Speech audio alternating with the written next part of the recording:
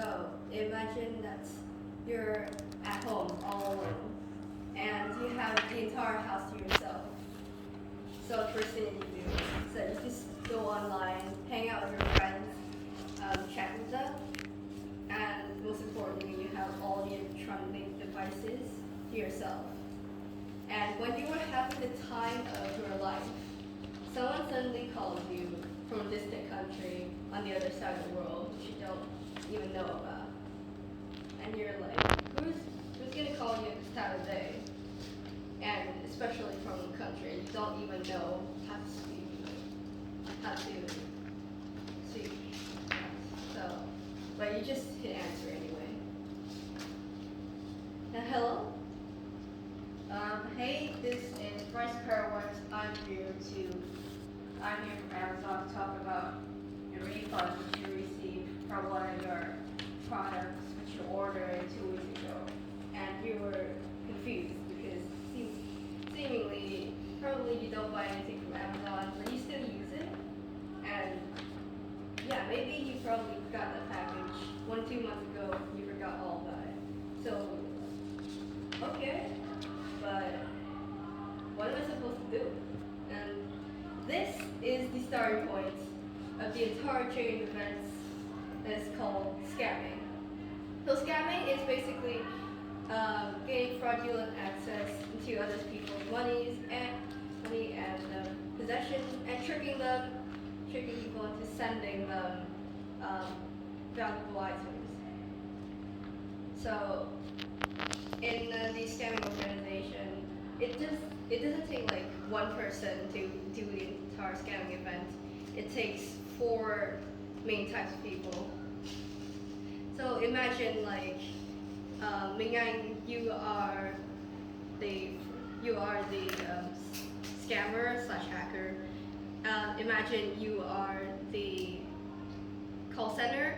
Phương Anh, imagine that you are the money mule, and Thanh Minh, imagine that you're the supervisor. So each of these 4 types of people have different roles. So the first person is the call center, who calls the victims and then gets in touch with them. And they work with the second type of people, which are the scammers. The scammers directly access the person's computer in order to manipulate them. The third type of person are the money mules, who carry the packages containing like all the fortune which the person has, to the fourth person, which is the supervisor, who is the mastermind of the entire scamming event. So let's get started.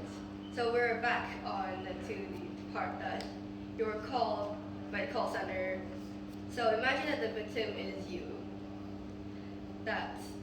So they called you, they tell you that you had to install certain software onto your computer. Most likely it would be a remote desktop controller, which means that they have access to every single thing on your computer, including your social media, username, password, personal files, and maybe some photos which you might not want to share with the entire world. So afterwards, they make you put all your personal information into a fake form. So in this form, they probably make you do normal things like put your name, phone number, date of birth, and so on. So, but there's always a really, really small line at the end that says that you have to write the amounts that you're going to be refunded, because they're faking as if they're calling from the company like Google or Amazon, and usually they take the reason as refunding a certain amount of money for a product. So they make you type the amounts, but keep in mind that they're having access to your computer. So after you type the amounts, they'll probably add 1 or 2 zeros at the end to just make like you just paid 10 times. You just make them pay you 10 times or even 100 times the amounts that you originally need to be paid back. And this is probably the key point of the entire scamming event. They start to manipulate your emotional side. They say that they have a wife, children, they don't want to get fired, and then you just feel sympathetic for them. and you start doing things that they just tell you to do. So they make you separate the money that you need to send back to place into different packages that maybe they will disguise by putting the money between different pages of a book, stuffing the money inside shoes, putting them inside different envelopes, and maybe wrapping them in foil so that when it comes through the security area in the post office, it wouldn't be detected. So they ship the packages to different safe houses, mainly Airbnbs, which are places where people leave out for them to rent. And usually those safe houses are only used once or twice so as to not raise suspicion. That's where the money mules come in. So they pick up all the packages from different safe houses and not even letting the packages to just go inside the house. They just stand in front of the door and wait patiently until the packages arrive. So they all stack up all the packages and then bring them to the fine person who's the supervisor. And this person is actually organizing the entire event. So afterwards, the supervisor divides the money between all the people who participated in the event. So mainly the scammers and the call center get half of the share. And the money mules usually get like $100 per package.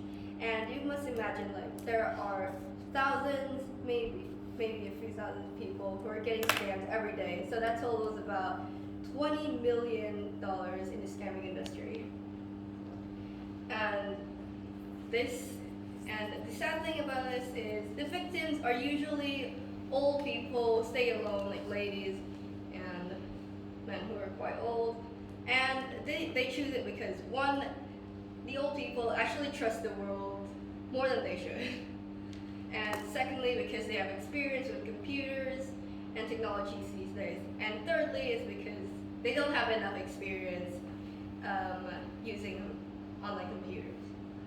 And this is really sad because after getting scammed, they might lose their trust in the community all over the world. They might stop using computers, and even though it has much more benefits than disadvantages.